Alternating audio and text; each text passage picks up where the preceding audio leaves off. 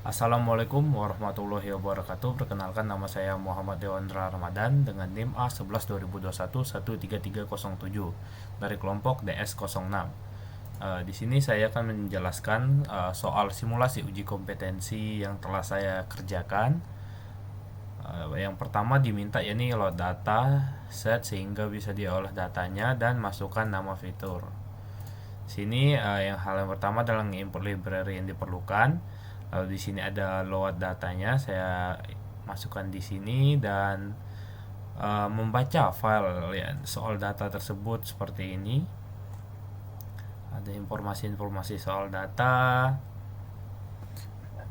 Di sini input dataset terdapat di sini headernya masih belum ada namanya. Setiap featuresnya belum sesuai seperti pada informasi yang di atas nomor 7 ini. Karena itu di nomor 2 diminta masukkan nama-nama fitur ke dataset.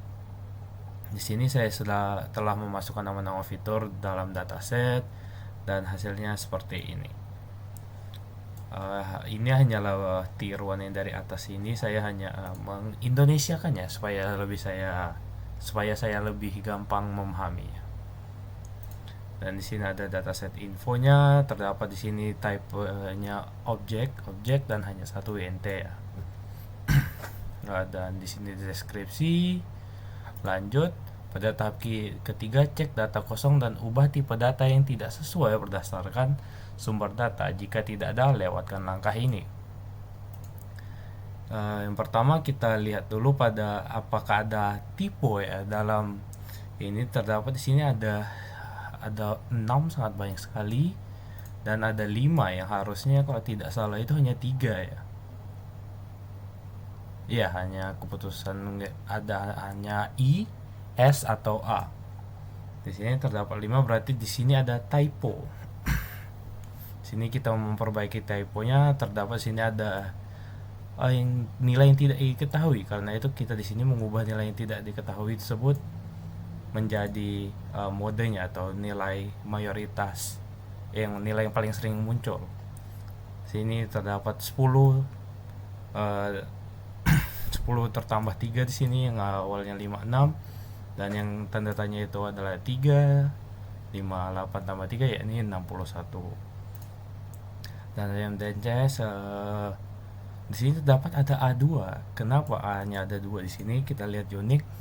Dan ternyata yang A ini ada spasinya sekali ya. Karena itu kita ganti A yang spasi ini menjadi A biasa saja. Dan sudah seperti ini. Dan tadi juga diminta untuk cek data kosong dan ubah tipe data. Ubah tipe data tadi sudah belum nih. Cek data kosong. Di sini terdapat ada 9 data kosong. DL02 dan surut ini ada 9 juga, ada convert 9 juga, dan ini. Kita di sini akan mengisi data-data kosong tersebut. Dan tadi juga diminta ubah tipe data yang tidak sesuai berdasarkan sumber data.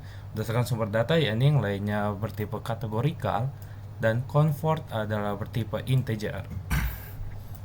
Karena itu kita mengisi data-data yang kosong, yakni L2 itu source stbl, dan juga pada convert kita isi data kosongnya serta kita merubah dia ke tipe data int atau integer kan. Setelah dilihat terdapat di sini sudah tidak ada lagi data yang kosong dan tipe data yang convert sudah menjadi integer. Udah tuh, ubah data yang memiliki format tidak konsisten dan tidak sesuai dengan tipe datanya. Tadi sudah kita ubah di atas. Oke, lanjut saja. Handle data kosong sudah. Cek dan drop duplikasi data. Di sini kita ada ngecek duplikasi pada data. Ternyata tidak ada data yang kosong sama sekali ya. Dan kita sudah cek kembali juga semua fitur. Nampaknya sudah sesuai dengan ketentuan yang di atas ini ya, sesuai informasinya itu ini. Oke, lanjut.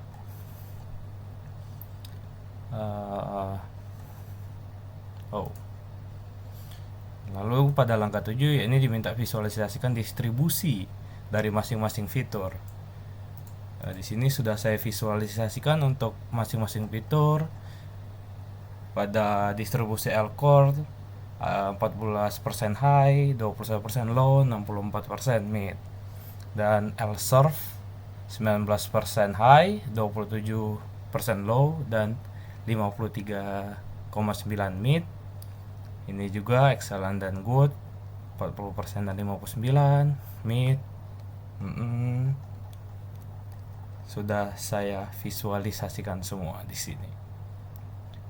Lanjut, cek nilai korelasi atau menggunakan heat map.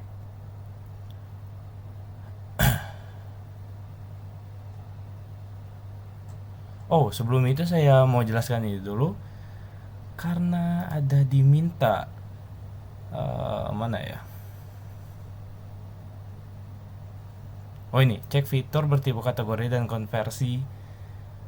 konversikan encode menjadi numerik atau ordinal. Nah, itu di sini saya sudah membuat yang awalnya bertipe kan objek kita ubah menjadi numerik, ya ini integer. Dan hasil datanya seperti ini. Data ini contoh data headnya 5 data paling atas. Data infonya sekarang semuanya sudah integer. Dan ini sedikit informasi untuk mengingatkan saya 0 itu apa, 1 itu apa, dan lain-lainnya lah. Sudah saya bikin di sini. Lalu ini kita drop fitur yang tidak akan digunakan, yaitu patient number, karena itu hanya angka-angka yang tidak ada data yang bisa dipakai. Lalu tadi bikin heat map. Di sini terlihat heat mapnya korelasi antar fiturnya sangat rendah-rendah semua ya.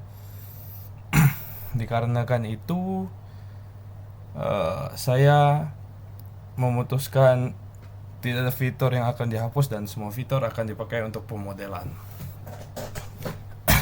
Lanjut, seleksi fitur yang bisa digunakan untuk pemodelan dan tidak perlu di drop dan yang tidak perlu sekarang kita sudah ketahui ya. Yang tidak perlu ya ini version number, dan yang lainnya akan kita gunakan untuk pemodelan. Di sini saya juga ada mengecek outliers, ternyata tidak ada outliers yang signifikan. Ini aja persebaran data yang pas dan cocok ya saya rasa.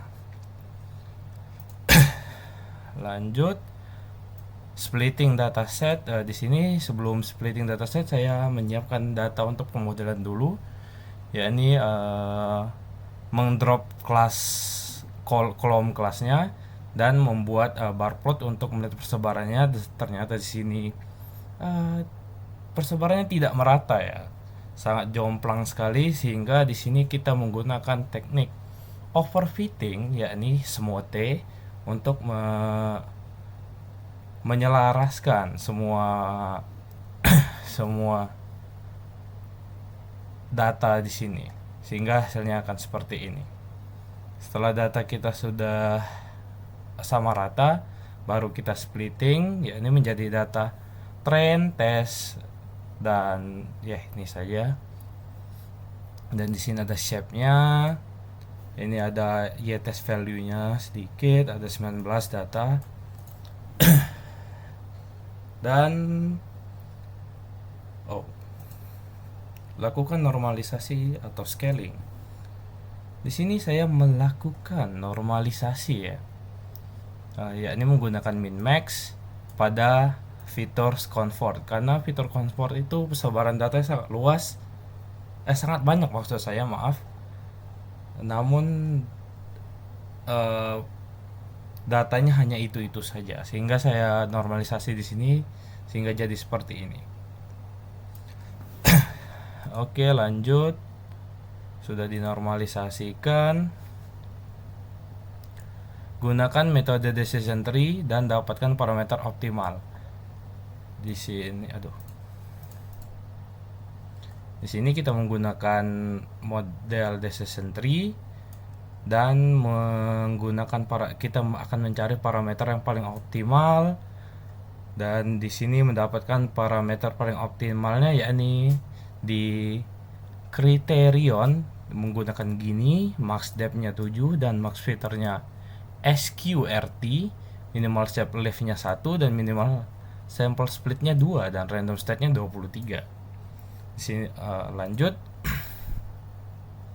Oh, kita jelaskan dulu pemodelannya ya. Di sini saya telah membuat dua fungsi, ini untuk evaluation model dan juga plot comparison ya. Ini membuat plotnya nanti agar memudahkan saya.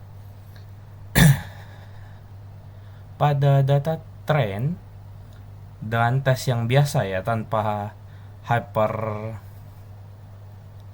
apa ini namanya, hyperparameter, sorry saya agak lupa. Ini yang biasa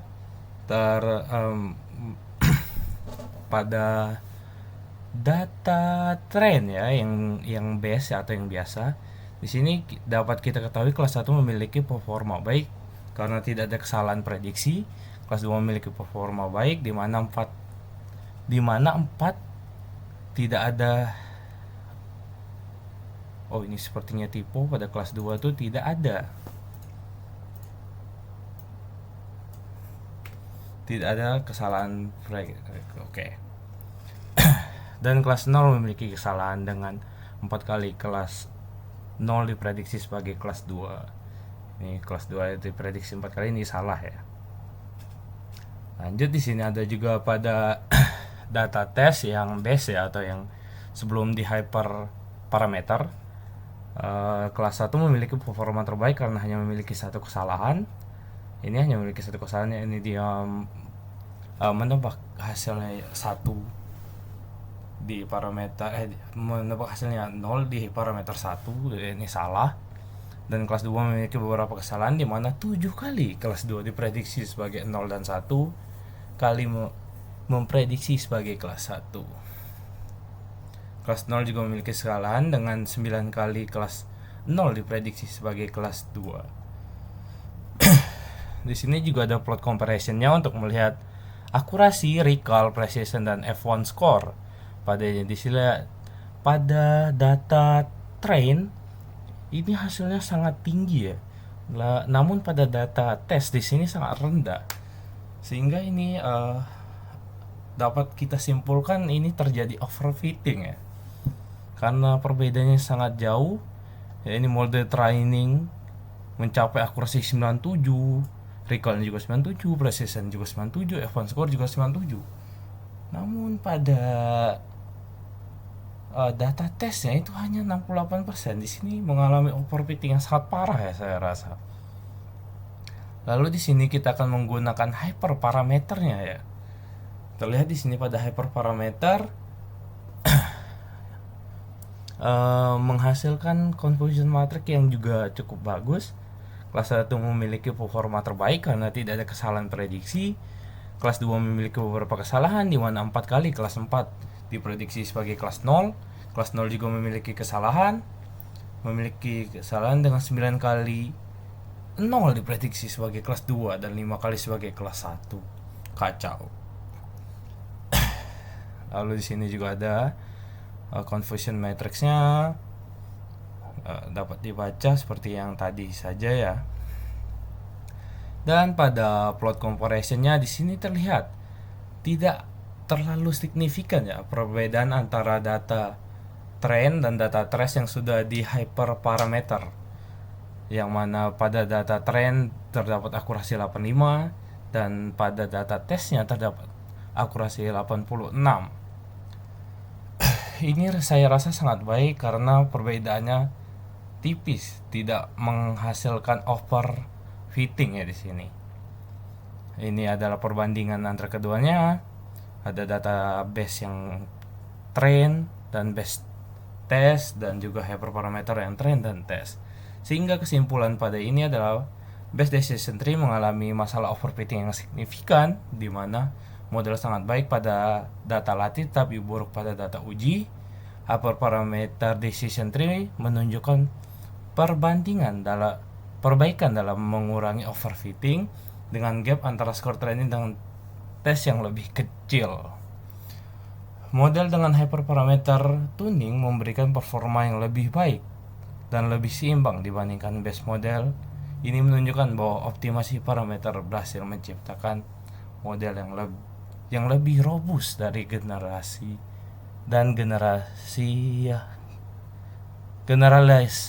lebih baik. Saya rasa itu sekian saja dari saya. Kurang dan lebihnya saya mohon maaf. Wassalamualaikum warahmatullahi wabarakatuh.